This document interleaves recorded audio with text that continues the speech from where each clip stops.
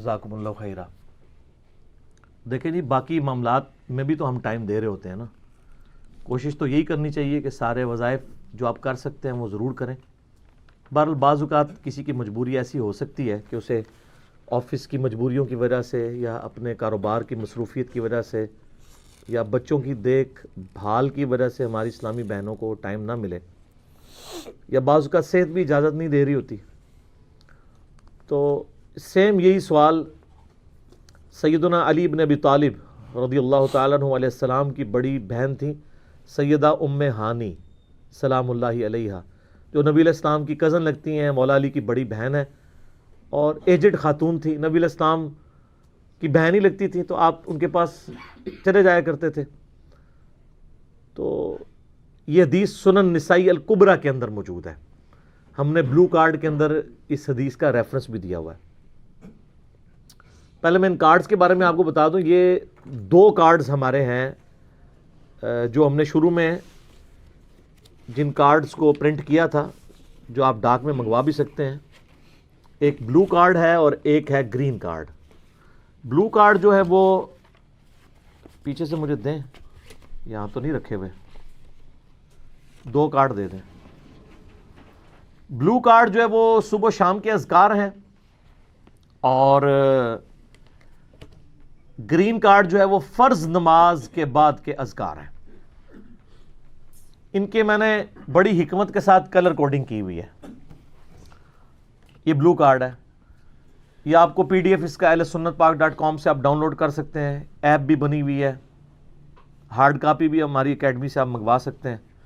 Phone صبح 9 سے لے کے 5 بجے تک آن ہوتا ہے، +92 کے کوڈ کے ساتھ 3215900162 032159000162۔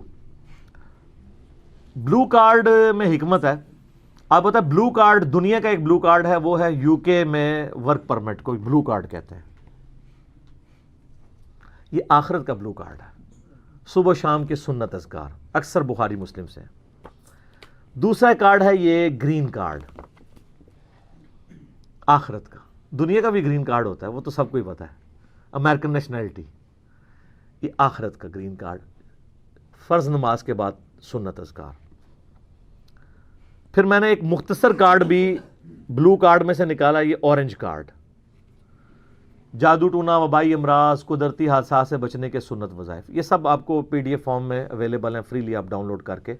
اس میں صرف 5 اذکار ڈالے تھے، جو بلو کارڈ پورا نہیں پڑھ سکتا کم از کم یہ پڑھ لے، تو اس کے لیے اس معاملے میں انشاءاللہ تعالی آسانی ہو جائے گی۔ تو یہ تینوں کارڈ جو ہے نا جی، کوشش تو کریں کہ یہ کارڈ روزانہ آپ لوگ پڑھیں، آپ کے لیے بینیفیشری ہوں گے انشاءاللہ تعالی۔ بل سنن نسائی الکبریٰ کی طرف آئیں، وہ جو حدیث میں بیان کر رہا ہوں، ترمذی میں بھی روایت موجود ہے، لیکن ترمذی والی روایت جو ہے نا کمزور ہے۔ صحیح سند اس کی سنن نسائی الکبریٰ کے اندر ہے، ہمارے بلو کارڈ میں 19 نمبر کے اوپر یہ وظیفہ ہے۔ انٹرنیشنل نمبر کے مطابق 10680، 10680 نمبر حدیث ہے۔ سیدہ ام ہانی کہتی ہیں، یا رسول اللہ میں بوڑھی ہو گئی ہوں، لمبے وظیفے مجھ سے کوئی نہیں ہوتے، مجھے کوئی ایک وظیفہ ایسا بتا دیں جو میں کر لوں، میرے لیے کفایت کرے۔ سر جو وظیفہ پھر لیا ہے نا مولا علی کی بہن نے، وہ ایسا وظیفہ ہے کہ مجھے ابھی تک اتنا تگڑا اور کوئی وظیفہ نہیں احادیث میں نظر آیا جس کی اتنی فضیلت ہو۔ آپ علیہ السلام نے فرمایا 100 دفعہ روزانہ سبحان اللہ پڑھ لیا کرو، تمہیں 100 غلام آزاد کرنے کا ثواب ملے گا۔ سر روزہ اگر آپ توڑ بیٹھیں تو 1 غلام آزاد کرنا پڑتا ہے، تو 100 روزوں سے بھی کے برابر یہ آپ سمجھ لیں۔ 100 دفعہ الحمدللہ پڑھ لیا کرو، تمہیں 100 گھوڑے اللہ کی راہ میں جہاد کے لیے بھیجنے کا ثواب ملے گا۔ 100 دفعہ اللہ اکبر پڑھ لیا کرو، تمہیں 100 اونٹ اللہ کی راہ میں بھیجنے کا، قربان کرنے کا، نہر کرنے کا ثواب ملے گا۔ 100 اونٹ، سر ایک اونٹ کی قیمت آلموسٹ 2-2.5 لاکھ روپے، کروڑوں روپے کا وظیفہ ہے جی، یہ ملینز آف ڈالرز کا یہ وظیفہ ہے، فری میں۔ اور 100 دفعہ لا الہ الا اللہ پڑھ لیا کرو، یہ زمین و آسمان کے درمیان جتنا فاصلہ ہے اس کو ثواب سے بھر دے گا۔ سر لا الہ الا اللہ کے پھر برابری کون کر سکتا ہے؟ وہ حدیث بطاقہ ہے نا، کاغذ کے پرزے والی حدیث جامع ترمذی میں، کہ ایک شخص کے 99 دفاتر گناہوں کے کھولے جائیں گے اور نامہ مال تل رہا ہوگا تو اللہ تعالیٰ فرمائے گا میں کسی کے ساتھ ناانصافی نہیں کرتا. دوسری طرف ایک کاغذ کا ٹکڑا ڈالا جائے گا جس پہ لا الہ الا اللہ لکھا ہوگا.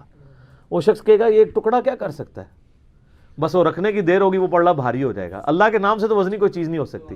اسے کہتے ہیں کاغذ کے پرزے والی حدیث. اس کے لیے جنت کا حکم ہو جائے گا. لا الہ الا اللہ کا مقابلہ نہیں ہے. تو یہ 4 وظیفے ہیں، سبحان اللہ، الحمدللہ، اللہ اکبر، لا الہ الا اللہ. یہ اتنا محبوب وظیفہ ہے کہ جو سنن ابی داؤد میں، جامع ترمذی میں صلاۃ و تسبیح والی حدیث ہے، اس میں 300 دفعہ کون سے کلمات پڑھے جاتے ہیں؟ یہی سبحان اللہ والحمد للہ ولا الہ الا اللہ واللہ اکبر. بس اتنا ہی پڑھنا ہوتا ہے. یہ ولا حول ولا قوت الا باللہ کی حدیثیں الگ سے ہیں، لیکن صلاۃ و تسبیح میں اتنا ہی پڑھنا ہوتا ہے، 4 کلمات. حتیٰ کہ صحیح مسلم میں حدیث ہے، نبی علیہ السلام نے فرمایا یہ 4 کلمات مجھے ہر اس چیز سے بڑھ کر محبوب ہیں جن پہ سورج طلوع ہوتا ہے. یعنی دنیا اور جو کچھ دنیا کے اندر ہے اس سے بڑھ کر مجھے یہ چیز محبوب ہے کہ میں یہ 4 کلمات کہہ لوں، سبحان اللہ والحمد للہ ولا الہ الا اللہ واللہ اکبر. اور صحیح مسلم کی ایک اور حدیث ہے کہ نبی علیہ السلام نے فرمایا اللہ تعالیٰ کو اس سے بڑھ کر کوئی اور کلمات محبوب نہیں ہے. اور یہ حصہ بخاری میں بھی ہے اس کا. اور اس میں اللہ تعالیٰ کی طرف سے کوئی پابندی نہیں ہے، تم ان کی ترتیب بھی بدل سکتے ہو. یعنی سبحان اللہ کے بعد آپ اللہ اکبر پڑھ لیں، پھر لا الہ الا اللہ، کوئی فرق نہیں ہے. یہ ایک اوپن چیز ہے. آپ یوں بھی کر سکتے ہیں کہ پہلے 100 دفعہ پڑھ لیں سبحان اللہ سبحان اللہ سبحان اللہ، الحمدللہ الحمدللہ الحمدللہ، اللہ اکبر، کیونکہ را کو پھر لام سے ملائیں گے، اللہ اکبر اللہ اکبر اللہ اکبر، لا الہ الا اللہ لا الہ الا اللہ لا الہ الا اللہ. اور یوں بھی پڑھ سکتے ہیں، وہ زیادہ بہتر ہے، سبحان اللہ والحمد للہ ولا الہ الا اللہ واللہ اکبر. کیونکہ اکبر پہ وقف کریں گے، ورنہ یہ سبحان اللہ تو الحمدللہ ہی پڑھ نہیں سکتے آپ، کیونکہ الحمدللہ الحمدللہ بنے گا کانٹینیوس، جیسے اللہ اکبر اللہ اکبر اللہ اکبر بنتا ہے.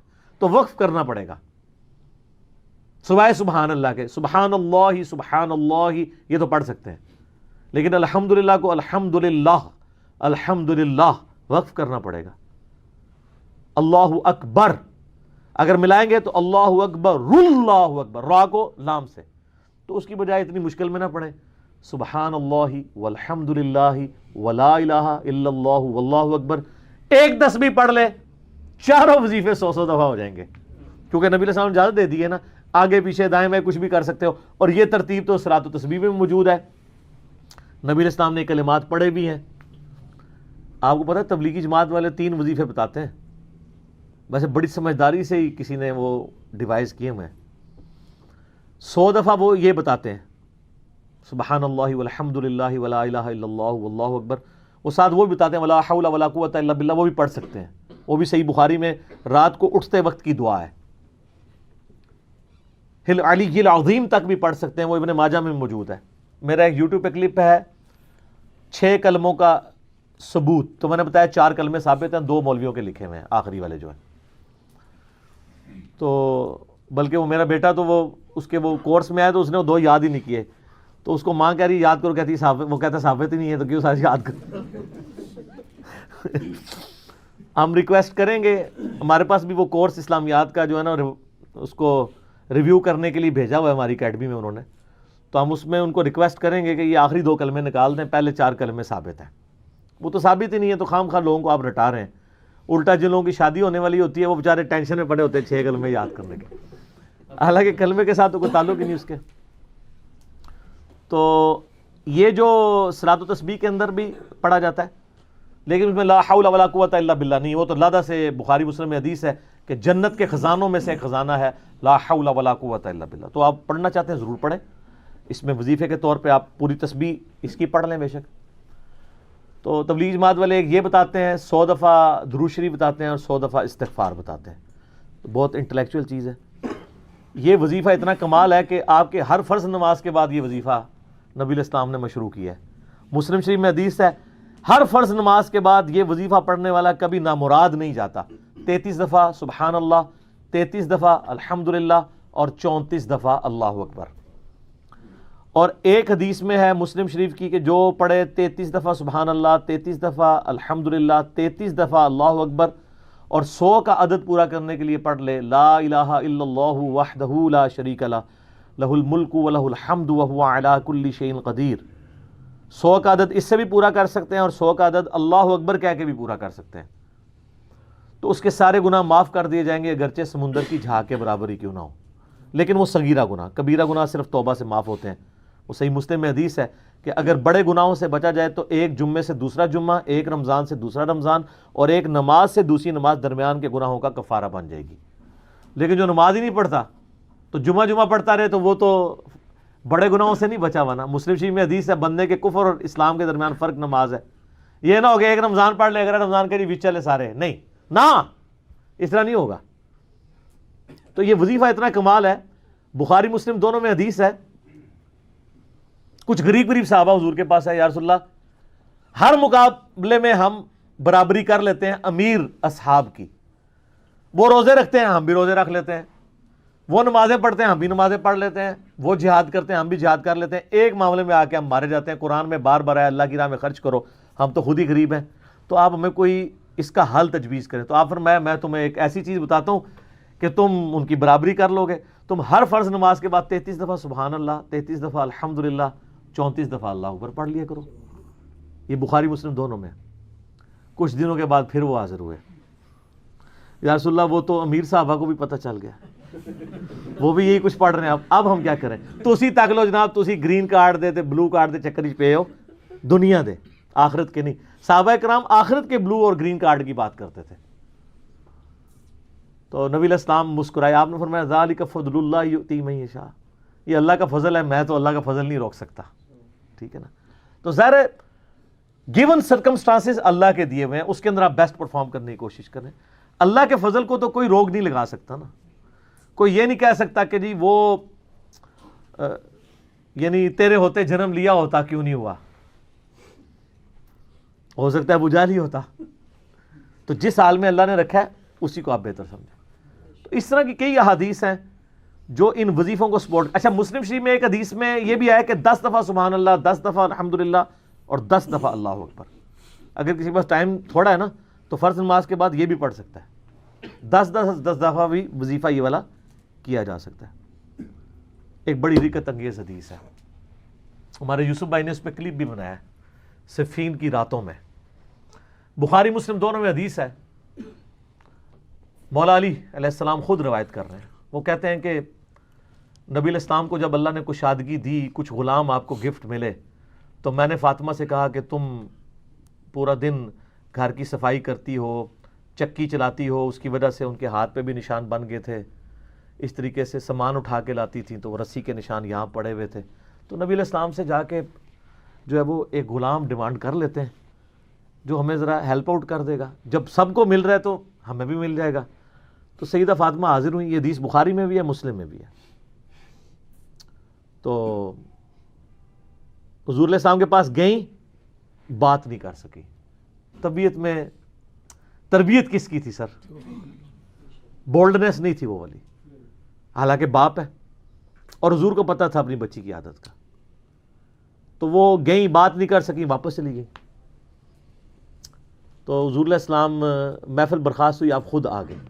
سر وہ حدیث کمال ہے. مولا علی کہتے ہیں میں اور فاطمہ ایک چادر میں لیٹے ہوئے تھے اور نبی علیہ السلام ہمارے گھر میں آئے اور پاؤں کی جانب سے نبی علیہ السلام ہمارے بستر میں داخل ہوئے، حتیٰ کہ آپ کے پاؤں کی ٹھنڈک ہم نے اپنے سینے پہ محسوس کی. یعنی حضور علیہ السلام نے پاؤں کی جانب سے اپنے پاؤں انٹر کیے اور وہ پاؤں سیدہ فاطمہ اور مولا علی کے سینے تک پہنچ گئے تو انہوں نے ان کو سینے سے لگا لیا. سر یہ فرینکنس کسی صحابی کو نصیب ہو سکتی ہے؟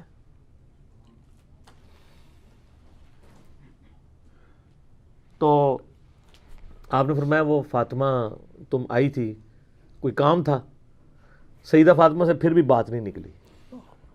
تو حضرت علی کہتے ہیں میں نے نا پھر کہا یا رسول اللہ وہ میں نہیں بھیجا تھا، پورا دن کام کرتی ہے. آپ کی بیویاں کہتی ہیں ہماری کوئی ذمہ داری نہیں ہے. یہ بھی تو بیوی تھی نا. بخاری مسلم میں حدیث ہے جنتی عورتوں کی سردار ہے فاطمہ سلام اللہ علیہا. تو میں نے غلام کے لیے عرض کیا تھا یہ تھک جاتی ہے ہمیں ہیلپ آؤٹ کر دے گا. آپ علیہ السلام فرمایا میں تمہیں سے بہتر نہ چیز عطا کروں. کہ یا رسول اللہ عطا کریں. یعنی آپ لوگ تو سمجھ رہے ہوں گے کہ غلام مانگا ہے تو شاید ایک گھوڑا بھی ساتھ گفٹ مل جائے گا. ان کا جب رات کو بسترے پہ جانے لگو نا تو 33 دفعہ سبحان اللہ، 33 دفعہ الحمدللہ اور 34 دفعہ اللہ اکبر پڑھ لیا کرو. یہ تمہارے لیے اس غلام سے بھی بہتر ہے. یعنی سارے دن کی تھکاوٹ اتر جائے گی. سر یہ بہت بہترین وظیفہ ہے. تو اچھا یہ حدیث مولا علی پوری زندگی سنایا کرتے تھے کیونکہ حضرت فاطمہ اور مولا علی کی ایک محبت بڑی مثالی تھی. پھر لوگ بھی جو ہے نا وہ مولا علی سے پوچھا کرتے تھے وہ فاطمہ والی حدیث تسبیح فاطمہ، اسے تسبیح فاطمہ اسی لیے کہا جاتا ہے. تو یہ حدیث جب بیان کی مولا علی نے تو آگے نے تابعی نے پوچھ لیا، بخاری مسلم دونوں میں ہے کہ حضرت علی کہتے ہیں کہ وہ دن ہے آج کا دن ہے میں نے کبھی یہ وظیفہ چھوڑا نہیں ہے.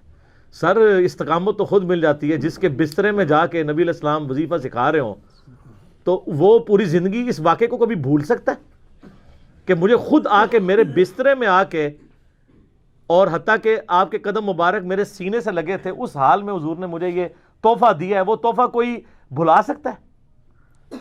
تو تابعی نے کہا کہ مولا علی سے کہا کہ کیا جنگ صفین کی راتوں میں بھی آپ یہ وظیفہ پڑھا کرتے تھے جب مسلمانوں پہ اتنا مشکل وقت تھا، آپ میدان جنگ میں تھے. آپ دیکھیں 30 سال کے بعد مولا علی کو تلوار دوبارہ اٹھانا پڑی اسلامی نظام کو بچانے کے لیے. تو مولا نے کہا ہاں صفین کی راتوں میں بھی میں نے کبھی یہ وظیفہ نہیں چھوڑا. ٹھیک ہے. تو اس پہ وہ کلپ بنایا تھا صفین کی راتوں میں. یہ اتنا کمال کا وظیفہ ہے.